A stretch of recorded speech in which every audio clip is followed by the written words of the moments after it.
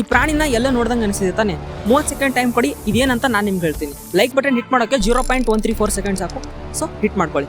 2019-20 ಟೈಮಲ್ಲಿ ಈ ಕ್ರಿಯೇಚರ್ದು ಫೋಟೋ ಮತ್ತೆ ಕ್ಲಿಪ್ಸ್ ಸೋಷಿಯಲ್ ಮೀಡಿಯಾದಲ್ಲಿ ತುಂಬಾ ವೈರಲ್ ಆಗ್ತಿತ್ತು. ಇದು ಯಾವುದೋ ಏಲಿಯನ್ ಅಥವಾ ಜೆನೆಟಿಕಲಿ ಮ್ಯೂಟೆಡ್ ಎನಿಮಲ್ ಅಂತ ಹೇಳ್ತಿದ್ರು. ನಮ್ಮ ಇಂಡಿಯಾದಲ್ಲಿ ಗುಜರಾತ್ ಮತ್ತು ರಾಜಸ್ಥಾನಲ್ಲಿ ಫಸ್ಟ್ ಟೈಮ್ ಈ ಕ್ರಿಯೇಚರ್ ನೋಡಿದ್ರು. ಇದರಿಂದ ತುಂಬಾ ಜನ ಸತ್ತೋಗಿದ್ದಾರೆ ಅಂಡ್ ಹೊಲದಲ್ಲಿ ಕೆಲಸ ಮಾಡುವಾಗ ತುಂಬಾ ಹುಷಾರ ಕೆಲಸ ಮಾಡಬೇಕಿತ್ತು. ಈ ತರದ ಫೋಟೋಸ್ ಇಂಟರ್ನೆಟ್ ಅಲ್ಲಿ ತುಂಬಿ ತುಳುಕ್ತಿದಾವೆ.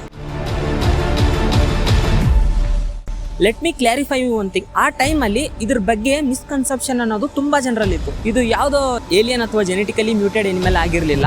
ಇದು ರಷ್ಯಾದ ಒಬ್ಬರು ಆರ್ಟಿಸ್ಟ್ ಲೈನಾ ಮೆಗಿನ್ಕೋ ಅನ್ನೋರು ಸಿಲಿಕಾನ್ ಮೆಟೀರಿಯಲ್ ಇಂದ ಕ್ರಿಯೇಟ್ ಮಾಡಿರುವಂತ ಒಂದು ಗೊಂಬೆ ಇತ್ತು.